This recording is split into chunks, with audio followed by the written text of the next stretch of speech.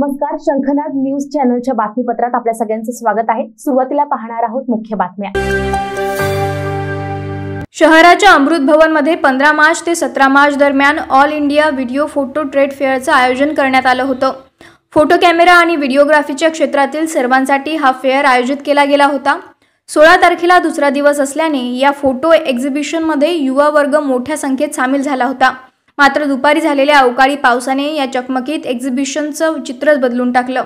उन्हाचे दिवस असल्यामुळे हवेशीर वातावरण बनावं म्हणून 70 फूट शेड तयार करण्यात आला होता आणि गरजेपुरते सीलिंग फॅन देखील लावण्यात आले होते। मात्र 40 फुटावर लावलेले फॅन सुसाट वाऱ्याच्या वेगाने 5 फुटावर येऊन पोहोचले। एवढा मोठा शेड पत्त्यांसारखा तुटून पडला।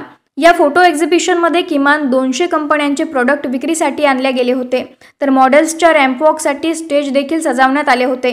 मात्र या मुसळधार पावसाने या एक्झिबिशनच्या बनावटी सजावटीचे पोलच सगळ्यांसमोर उघडली।